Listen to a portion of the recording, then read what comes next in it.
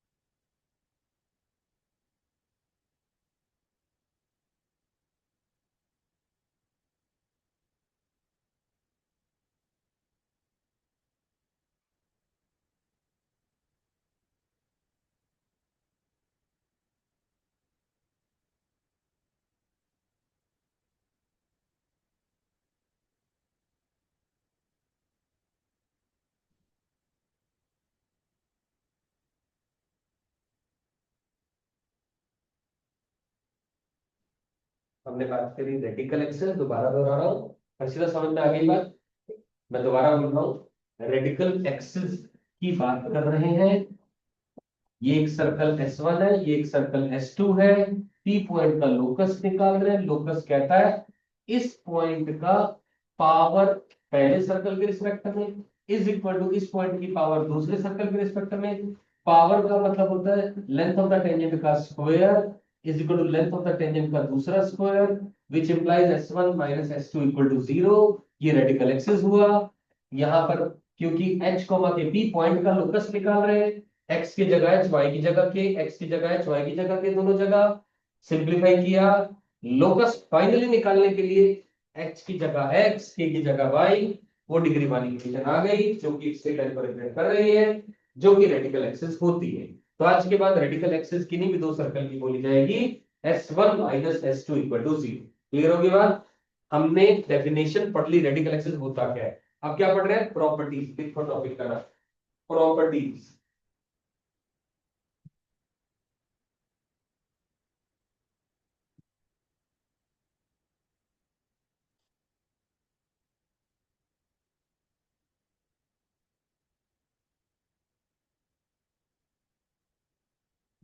बोलना शुरू करें।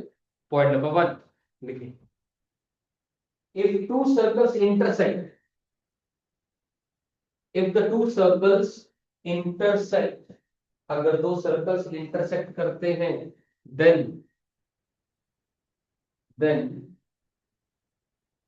the radical axis is the common chord then the radical axis is the common chord of two circles. Then the radical axis is common chord of two circles.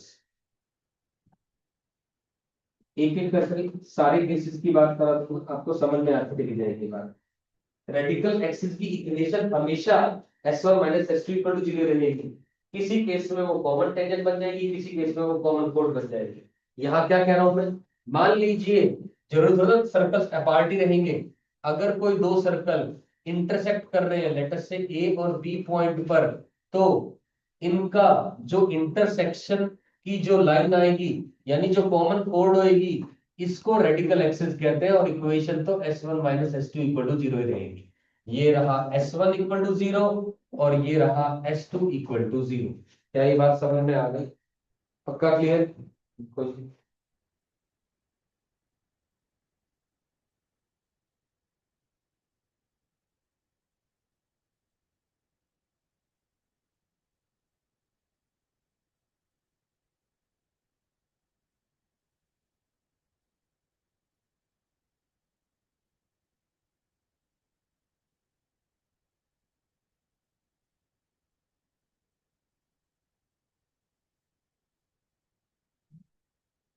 Done? आगे बात समझ में? पक्का? तो ये रेडिकल एक्सिस यानी ये radical axis थी और ये कॉमन कोड होगी। आपकी इच्छा इसको कॉमन कोड बोल लो, आपकी इच्छा इसको रेडिकल एक्सिस बोल लो, एक ही बात है। कल को पूछा जाए भाई दो सर्कल दे रखे हैं इंटरसेक्ट कर रहे हैं, उनकी कॉमन कोड की इक्वेशन बताओ, आप कह दो जी S1 minus S2 equal to 0। Clear होगी बात? पॉइंट नंबर 2 लिखेंगे। If two circles touch each other if two circles touch each other then the radical axis then the radical axis if the two circles touch each other then the radical axis is the common tangent then the radical axis is the common tangent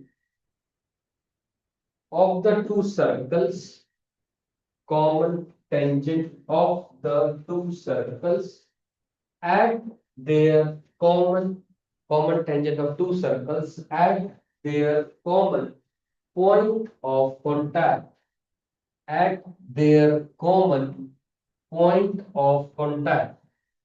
Radical axis is the common tangent at their point of contact. इसका क्या मतलब हुआ, ध्यान से समझें। मैंने कहा अगर दो सर्कल टच कर रहे हैं, टच करने का मतलब वो इंटरनल टचिंग भी हो सकता है और एक्सटर्नल टचिंग भी हो सकता है। यानी ये रहे दो सर्कल मान लो, तो ये रही radical axis, this is one case. लेकिन अगर सर्कल इंटरनली टच कर रहे हो, मान लो ये रहा, तो ये रही रेडिकल एक्सिस। तो दोनों केस में radical axis will be the common tangent at their common point of contact. ठीक है, इंटरनल टचिंग एक्सटर्नल टचिंग दोनों केस में ये बात वैलिड है कि वो कॉमन टेंजेंट ही रेडिकल एक्सिस होगी।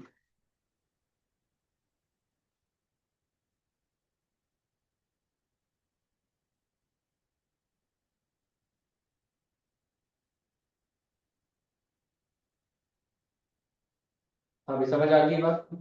किसी को कोई कंफ्यूजन हो तो बोलिए इसमें।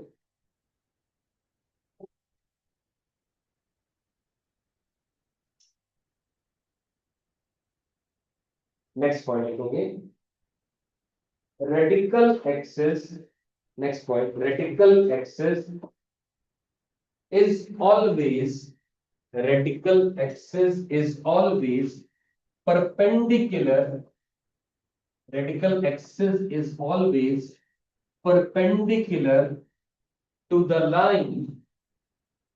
It is always perpendicular to the line joining, to the line joining the centers of two circles. To the line joining the centers of two circles. क्या कहा मैंने, ध्यान से सुने। मैंने कहा मान लीजिए ये केस हुआ, एक सर्कल ये रहा, दूसरा सर्कल ये रहा C1 और C2 को ज्वाइन करने वाली लाइन। इसका कोऑर्डिनेट -G1 -F1 है, इसका कोऑर्डिनेट -G2 माइनस का F2 है। हम जानते हैं ये रेडिकल एक्सिस आ जाएगी, P पॉइंट का लोकस। हम ये कह रहे हैं कि ये जो रेडिकल एक्सिस है वो गारंटी है इस लाइन के परपेंडिकुलर होगी। कैसे प्रूव किया जा सकता है? अभी अभी आपने रेडिकल एक्सिस की इक्वेशन लिखी, S1 - S2 = 0, करेक्ट है? क्या उसकी स्लोप निकाली जा सकती है? Minus times coefficient of x divided by coefficient of y। Yes और नो? अरे स्ट्रेट लाइन की स्लोप तो निकालनी आती है। और अगर मैं C1 C2 की भी स्लोप निकालूंगा, y2 - y1 over x2 - x1 निकल जाएगी स्लोप। आप चेक करोगे दोनों की स्लोप्स का प्रोडक्ट माइनस बना रहा है हमेशा, इररिस्पेक्टिव ऑफ द फैक्ट, चाहे रेडिकल एक्सिस ऐसी बन रही, चाहे ऐसी बन रही, चाहे ऐसी बन रही हो, चाहे कॉमन कोड का केस हो, किसी भी केस में ये बात वैलिड है। क्यों वैलिड है? क्योंकि भैया सेंटर को ज्वाइन करने वाली लाइन की स्लोप तो हमेशा सेम रहेगी, और रेडिकल एक्सिस की इक्वेशन हमेशा S1 - S2 = 0 रहेगी। तो यानी स्लोप पे दोनों के कोई फर्क, पोजीशन से कोई फर्क नहीं पड़ा। तो as a result M1 × F2 हमेशा क्या रहेगा? -1 रहेगा। तो इसीलिए वो एक लाइन हमेशा इसके परपेंडिकुलर रहेगी। समझ आ गई बात? पक्का क्लियर है? Everybody able to understand? ठीक है, लिखो।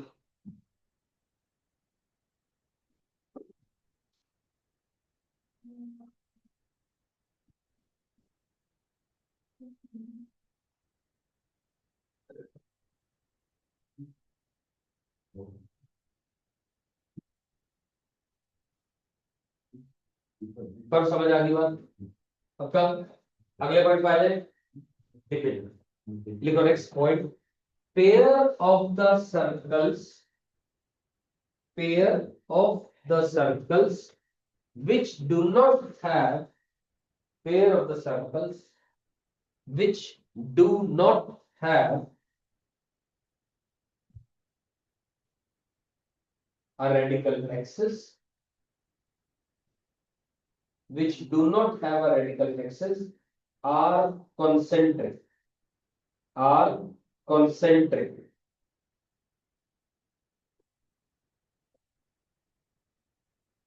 मैंने क्या कही बात?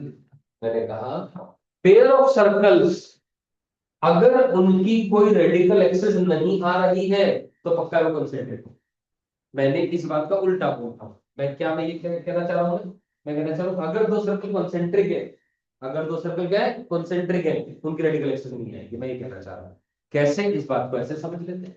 मान लीजिए एक सर्कल है S1, x² + y² + 2gx + 2fy + c1 = 0।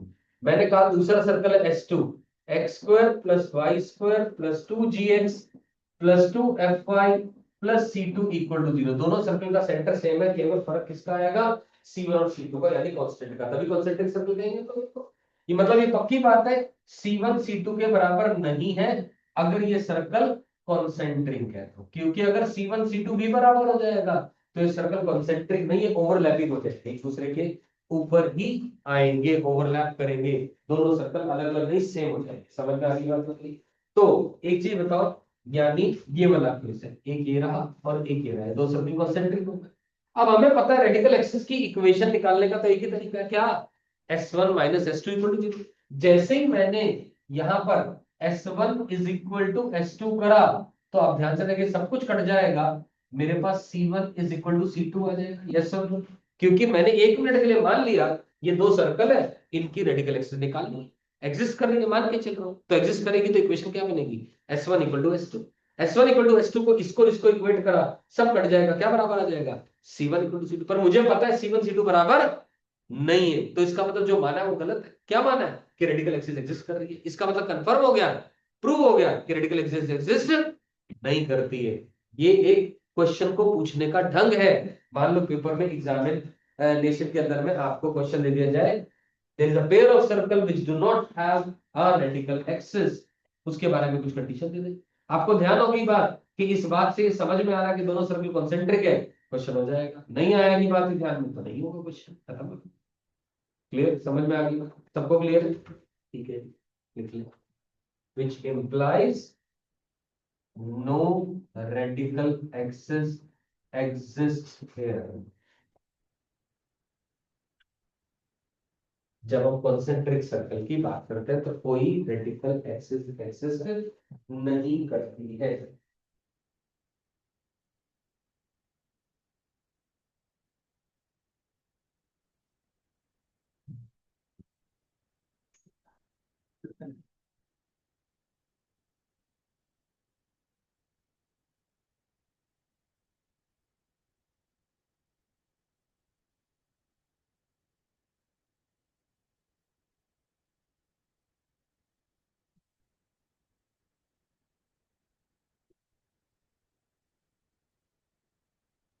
आगे है।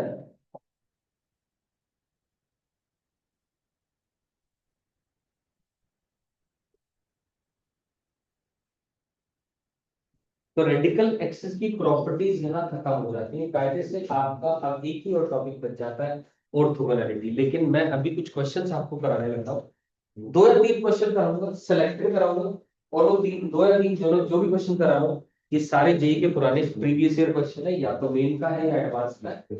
लेकिन मैं चाह रहा हूँ इसमें दिमाग आप खुद लगाए, डायग्राम बनाओ, आगे का काम मैं सिखाऊं। पहला क्वेश्चन लिखते हैं, लिख, tangents are drawn, question number 1, tangents are drawn to the circle, question number 1, tangents are drawn to the circle S1, S1 क्या है, x square plus y square minus 12 equal to 0, tangents are drawn to the circle S1 at the points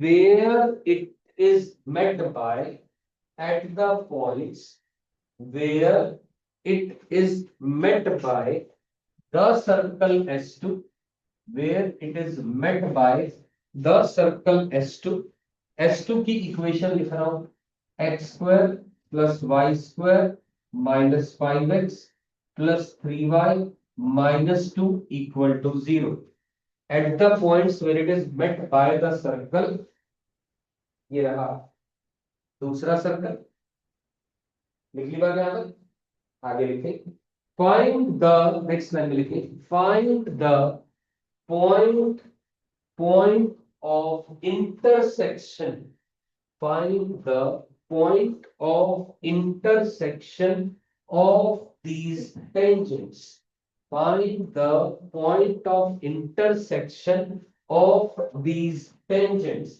in tangents का intersection का point निकालना है। एक बार केवल अपना अपना डायग्राम बनाएंगे,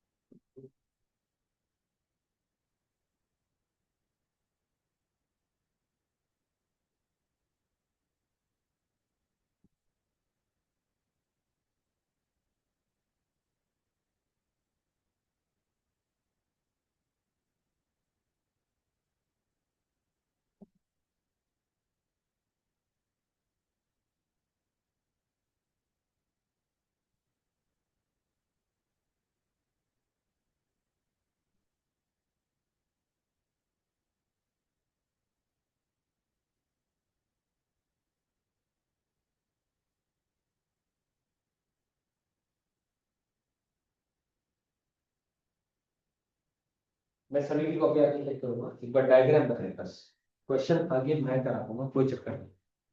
कौन S1 कौन S2 की क्या टेंजेंट बन रही है, किस तरीके से बात की जा रही है, ये आगे बना। बिल्कुल घबराया मत, ज्यादा से ज्यादा गलत होगा होने दो, कोई चक्करबाजी नहीं।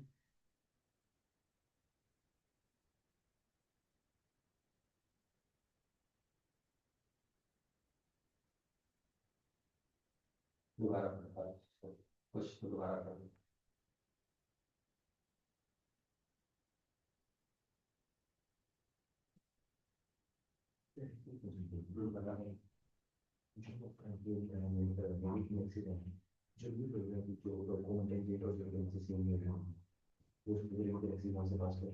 ऐसा क्यों बता रहा हूँ, नहीं बता। बोले तो मेरे को बड़े छोटे मान लीजिए, ये बड़ा है ये छोटा मान लीजिए,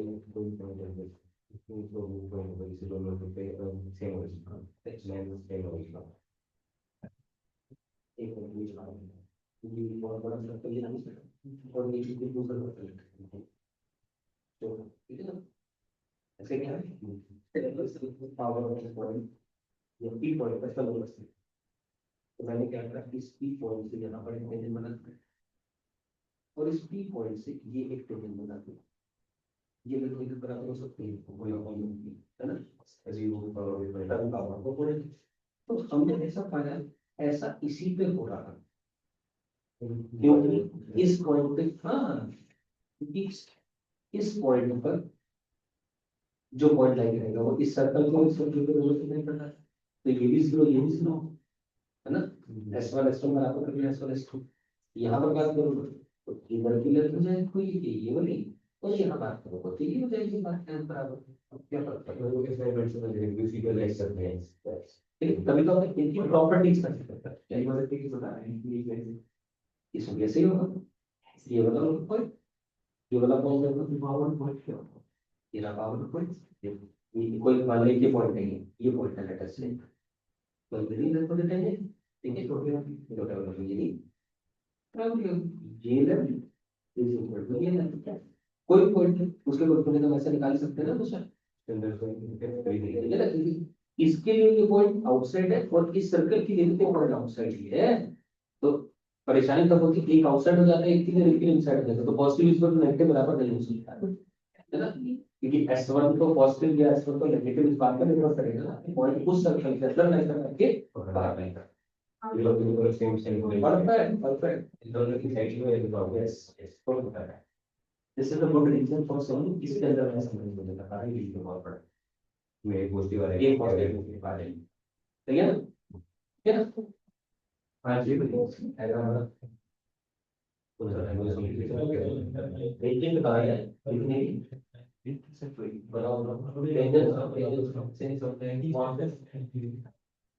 ये पॉइंट लिखा था अभी तुम इधर कैसे पता चला अंदर से वो बाहर बने कहीं भी कर सकता है, पक्का देखो सोचिए, तो ठीक है सोचिए, हाँ जी नहीं ये मक्का भी नहीं है, ये मक्का से क्या 100% परफेक्ट है, ठीक है ना, S1 को काटा S2 में जहां पर उन दोनों पॉइंट पर टेंजेंट बनी और ये चौखंड का प्रोडक्ट चाहिए परफेक्ट, ठीक है, जब तक ये सोचना नहीं आएगा आप लोग की मतलब बना ये बता दें, इसको आगे पता सोच कौन S1 कौन S2 कहाँ टेंजेंट होगी, टेंजेंट बना, हमने डायग्राम बनाने का मतलब यूनिक कोऑर्डिनेट एक्सेस प्लॉट करने की जरूरत है, नॉट रिक्वायर्ड, हम तो रैंडमली बात कर रहे हैं, ठीक है ना, ठीक कर नहीं कोऑर्डिनेट एक्सेस को भरो बोली छोड़ दो, नॉट रिक्वायर्ड, हम स्केल पे बात नहीं कर रहे, हम तो केवल सर्कल बना रहे हैं, नॉर्मल भाषा में बात कर रहे हैं, देखो ध्यान से सुने, पता क्या है मेरी बात ऐसे समझने की कोशिश करो, मैं आपको एक अच्छे क्वेश्चन को करने का तरीका या डाइवर्सिफाइड क्वेश्चंस करा सकता हूँ, क्वेश्चन की भाषा आपको समझनी है, अभी तक जो हिंदी अनुवाद हिंदी ट्रांसलेशन है वो आपको पिक्चर बनानी पड़ेगी, वो आपका काम है, वो मेरा नहीं, जोर लगा लो बड़े से बड़े क्वेश्चन आपको करना पड़ेगा, ठीक, क्वेश्चन पढ़ते हैं ध्यान से देखो, बिल्कुल सिंपलीफाइड भाषा में बात कर रहा हूँ आपसे, tangents are drawn to the circle S1, tangent बनी S1 में, किन पॉइंट पर, जिन पॉइंट पर S2 ने S1 को काटा, जिन पॉइंट पर S1 is met by S2 ऐसा लिखा है, जिन पॉइंट पर S2 ने S1 को काटा। बहुत सारे बच्चों ने S1 और S2 यानी दो सर्कल को टच कराया। अरे काटा, काटना और टच करना जमीन आसमान का फर्क है। कुछ बच्चों ने एक सर्कल इधर बना दिया, एक सर्कल इधर बना दिया, दोनों मिले ही नहीं, तो कैसे बनेगी बात? समझ रहे हो मेरी बात? ये बात दिमाग लगाना पड़ेगा। यानी ये रहा, मान लीजिए S1 इक्वल टू 0, इस सर्कल को S2 इक्वल टू 0 ने दो जगह काट दिया, लेटर से A और B। मुझे नहीं पता S1 का रेडियस बड़ा, S2 का रेडियस बड़ा, कोई फर्क नहीं पड़ रहा। आपने बड़ा डायग्राम बना लिया या ये वाला सर्कल S2 छोटा बना लिया है, कोई फर्क नहीं पड़ेगा इस बात से। मुझे टेंटेटिव आइडिया लाने की जरूरत है। मेरी बात समझ में आ गई है? अब S2 ने S1 को A और B पर काटा, तो A और B पर क्या बनी? टेंजेंट। एक टेंजेंट ये रही, दूसरी टेंजेंट ये रही। मेरी बात समझ में आ गई? और वो दोनों टेंजेंट्स मीट कर रही हैं आकर के P पॉइंट पर, और P पॉइंट का जो कोऑर्डिनेट है वो है x1 y1। क्वेश्चन कह रहा है P बताओ क्या कोऑर्डिनेट होगा। This is the requirement. मेरी बात समझ में आ रही है क्या कह रहा हूं? पक्का क्लियर है? P is your requirement. Understood है बात की? अब पहले मेरी बात सुनो ध्यान से। डायग्राम बन गया, जल्दी ध्यान दो। अब मैं क्वेश्चन को सोचने का ढंग बता रहा हूं। जब भी तुम्हारे पास स्पेशली सर्कल चैप्टर में या पूरे कोऑर्डिनेट के अंदर में कभी भी कोई डायग्राम बन गया, कोऑर्डिनेट एक्सेस बनाने की जरूरत नहीं है, सिंपल डायग्राम बन गया, उसके अंदर में ये सोचो तुम्हें और क्या क्या नजर आ रहा है। मैंने सीधे वर्ड क्या क्या नजर आ रहा है, मुझे पता है S1 और S2 का इंटरसेक्शन हो रहा है। अभी अभी मैं रेडिकल एक्स पढ़ करके हटा दूं, क्या तुम्हें नहीं लग रहा कि ये जो लाइन है ये क्या है? Radical x. और क्या है? कॉमन। और क्या है? और भी कुछ है क्या बताओ? जिसने बता दिया क्वेश्चन उसकी झोली में आ गया। बताओ। ये रेडिकल एक्सिस तो है। किसकी रेडिकल एक्सिस है? S1 की है, S2 की है, कि दोनों की है? दोनों की है। कॉमन कोड किसकी? एक की, कि दोनों की है? दोनों की है। और क्या है? क्या पढ़ा हुआ है? और सोच के देखो, जो पढ़ा हुआ उसमें से बात करते हैं। अभी तक जो पढ़ा हुआ है ये आगे समझ, क्वेश्चन खत्म है, कुछ नहीं करना। बताओ कौन बताएगा? और क्या है? आ रहा है कुछ समझ में? S1 को देखो केवल, S2 को भूल जाओ 2 मिनट के लिए। 1 मिनट के लिए आप देखो केवल, आपको S1 दिख रहा है, S2 दिख ही नहीं रहा, ये मान। अब लग रहा है कुछ क्या है? AB। AB क्या है? सोच के बताओ, दिमाग में जोर लगाओ थोड़ा सा। क्या है? बोलो बोलो बोलो बोलो। टेंजेंट्स के परपेंडिकुलर की तो बात ही नहीं होती। सोच के बताओ। AB क्या है? बेकार की बात कर रहा है। किसी ने कहा सेंटर से पास कराया हमने क्या? नहीं। ए कोड, कौन सी कोड? कोड किन को ज्वाइन करके बनी? ए और बी को। ए और बी क्या है? Point of contact. तो ए बी क्या हुई? Code of contact. सीओसी। नहीं समझ आया? यार कैसी बातें कर रहे हो? कितना सारा चैप्टर चैप्टर खत्म होने को आया है। ये एक टेंजेंट बनी, ये एक टेंजेंट बनी, ये क्या होती है? सीओसी। तो तुम मत देखो ना S2 को, तुम ध्यान दो केवल और केवल S1 के ऊपर। मेरी बात समझ में आ रही? कैन आई से this is COC for S1 के S2? S1, S1 के लिए COC है, S2 के लिए नहीं। किसके लिए COC है? S1 के लिए। अब मुझे बताओ, रेडिकल एक्सिस की इक्वेशन निकालने का तरीका क्या है? S1 minus S2 equal to 0 लिख लो। X square plus y square minus 12 minus x square minus y square plus 5x minus 3y plus 2 equal to 0। ये और ये कट गए तो ये बन जाएगा 5x minus 3y minus 10 equal to 0। ये आ गया अपने पास इक्वेशन नंबर 1। क्या ये बात समझ में आ गई? हाँ या ना? बोलिए। सबको क्लियर है यहाँ तक? 12 समझ में आ रही बात? ये 100%? ठीक है, बहुत बढ़िया, ये बात नहीं हो। अब मुझे क्या निकालना है? x1 क्या निकालना है? क्या मुझे रेडिकल एक्सिस की इक्वेशन निकालनी आती है? मैंने निकाल दी। कॉमन कोड की इक्वेशन निकालनी आती है? वही तो होती है, रेडिकल एक्सिस ही होती है। निकल गई होगी। क्या ये निकालनी आती है मुझे? सीओसी। हाँ यार, कैसे निकालते हैं सीओसी बताओ? परफेक्ट है। एक्स स्क्वायर की जगह एक्स एक्स और वाई स्क्वायर की जगह, मतलब टी इक्वल टू 0। मतलब टी इक्वल किसके लिए टी इक्वल 0, S1 क्या है, S2 के लिए, S1 के लिए। तो ये इक्वेशन लिखो t इक्वल टू 0, यानी इस इक्वेशन में x स्क्वायर की जगह x x1, y स्क्वायर की जगह y y1 -12 इक्वल टू 0। ये इक्वेशन आ गई COC की। क्या मैं बोल सकता हूं, बोथ इक्वेशंस आर आइडेंटिकल, क्योंकि दोनों की दोनों ही AB की इक्वेशन है, हाँ या ना। और दो इक्वेशन अगर आइडेंटिकल होती है तो देयरफॉर क्या किया जा सकता है, उनको कंपेयर किया जा सकता है। जैसे ही कंपेयर किया, coefficient of x5 upon x1 is equals to -3 divided by y1 is equals to -10 divided by -12। Solve कर दो, x1 आ जाएगा और y1 आ जाएगा। समझ में आ गई बात, पक्का क्लियर है, 100% दिया समझ में आएगा। दो इक्वेशन निकाली, एक स्ट्रेट लाइन की इक्वेशन को दो अलग अलग तरीकों से निकाला, दोनों को कंपेयर किया और आंसर आ गया। रक्षित क्लियर होगी बात। ऐसा क्वेश्चन दोबारा गलती नहीं होनी चाहिए, याद रखना चाहिए, याद रख लोगे कोई दिक्कत नहीं है।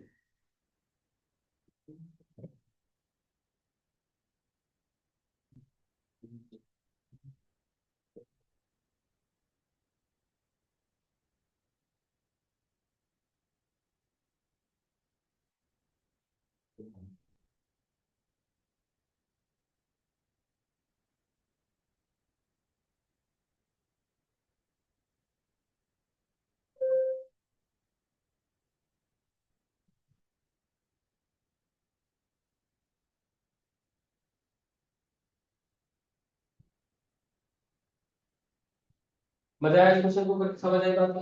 पक्का।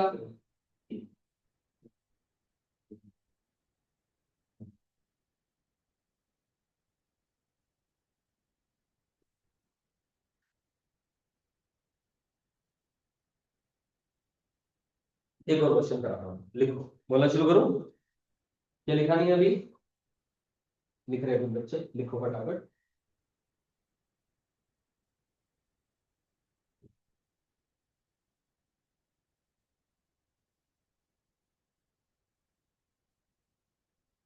डायग्राम बना पाने से कोऑर्डिनेट ज्योमेट्री में आधा क्वेश्चन वही सॉल्व हो जाता है। और जो क्वेश्चन मैं अभी ये करा रहा हूं, बाद में कुछ नहीं फर्क आएगा। S1 और S2 की जगह P1 P2, E1 E2, H1 H2, यानी पैराबोला, एलिप्स आ जाएगा, हाइपरबोला। कोई फर्क नहीं आएगा और चीजों में, एग्जैक्टली सेम है चीजें सारी।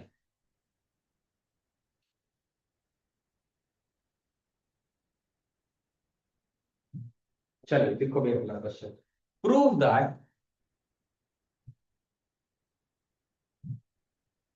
The circle, prove that the circle S1, prove that the circle S1, S1 की इक्वेशन है x square plus y square plus 2gx plus 2fy plus c equal to 0। Prove that the circle S1 will bisect will bisect the circumference will bisect the circumference of the circle S2 will bisect the circumference of the circle S2, x square plus y square plus 2g dash x plus 2f dash y plus c dash equal to 0 if 2g dash times of g minus g dash plus 2f dash times of f minus f dash is equal to c minus c dash।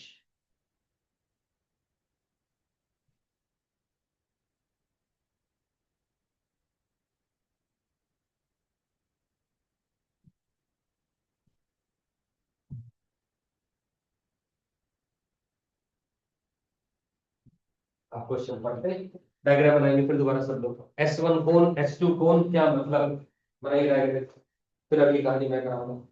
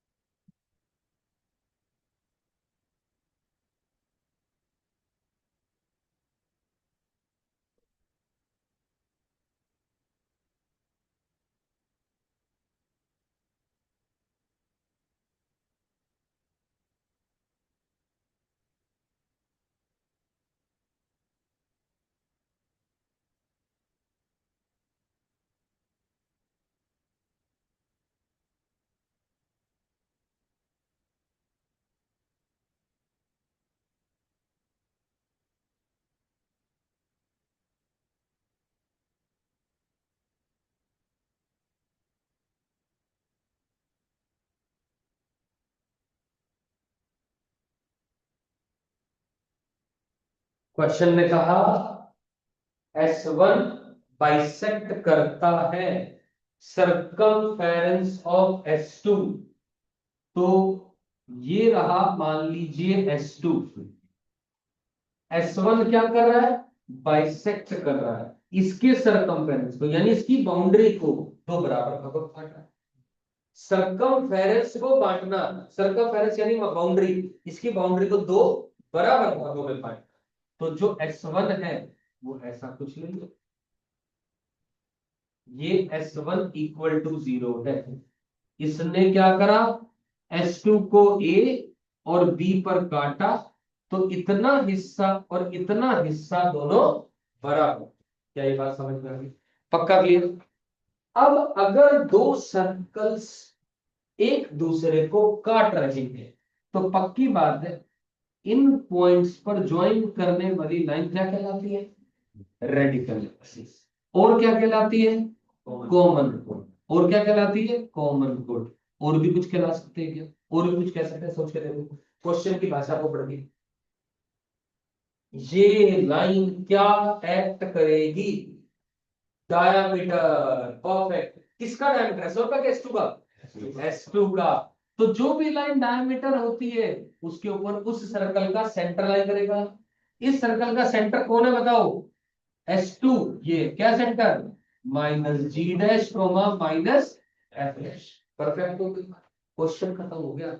मुझे AB की equation निकालनी आती है क्या, radical axis से। कैसे निकालोगे, S1 equal to S2, उसको किससे पास करा दोगे, minus g dash minus f dash से। अगली लाइन में आंसर आ गया, खत्म हो गई बात। समझ आई बात की, रक्षित क्लियर है बाकी? करो खुद से करो समझ।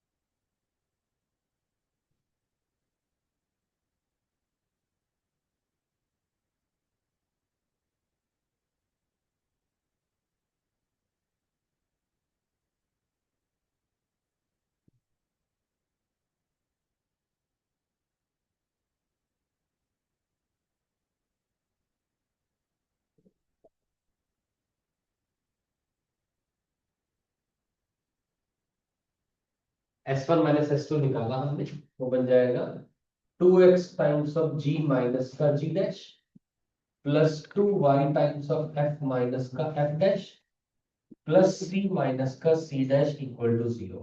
ये कौन है, S1 minus S2 equal to 0। क्या मैं बोल सकता हूं, this satisfies c minus g dash comma minus f dash.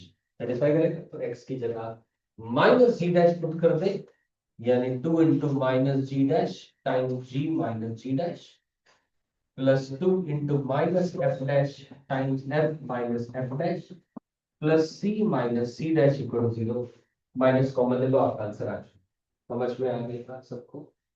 पक्का क्लियर है, समझ में आ गया?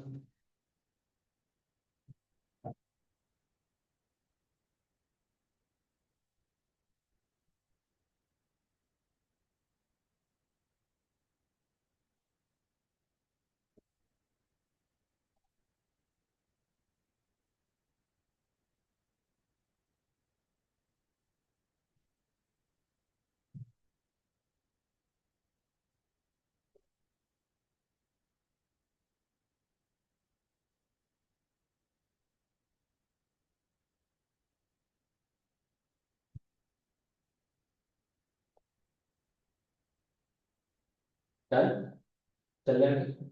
एक और बहुत प्यारा सा क्वेश्चन लिखेंगे। Find the condition, find the condition for two circles, find the condition for two circles S1, equation लिख रहा हूं। Find the condition for two circles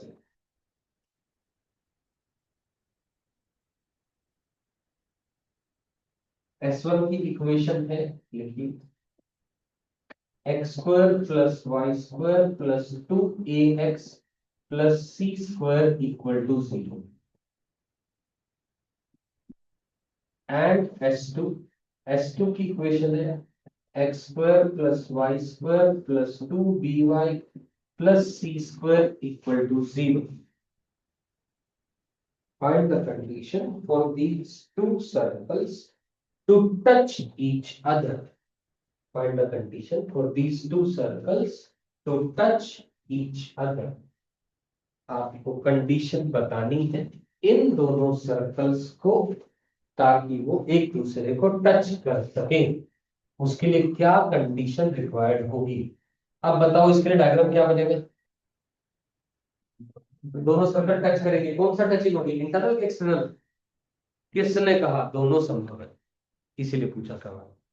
दोनों पॉसिबिलिटी एग्जिस्ट करती है, कुछ भी बात नहीं दे रखी है तो आप ये कहेंगे या तो सर्कल ऐसा टच कर रहे हैं या सर्कल ऐसा टच कर रहे हैं। क्लियर होगी बात ये? पर एक चीज तय है, दोनों सर्कल टच कर रहे हैं तो ये लाइन क्या है? रेडिकल एक्सिस है। और क्या है? कॉमन टेंजेंट है। और क्या है? कॉमन टेंजेंट है। आप हमेशा, जैसे मैं लिख के दिखा रहा हूं, आप लिख लें या मन में सोच लें, लिख लें या मन में सोच लें, ये क्या क्या है, एक इक्वेशन क्या क्या रिप्रेजेंट करती है। ये भी इक्वेशन क्या है?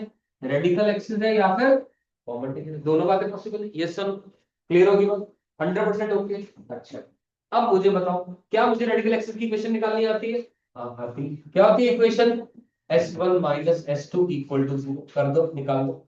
S1 minus S2 equal to 0 निकालेंगे, ये बन जाएगा x square plus y square plus 2ax plus c square minus x square minus y square minus 2by minus c square equal to 0। ये और ये कैंसिल आउट हो गया, ये और ये कैंसिल आउट हो गया, यानी 2ax minus 2by equal to 0, यानी ax minus by equal to 0। ये इक्वेशन आ गई। क्लियर होगी बात? ये ax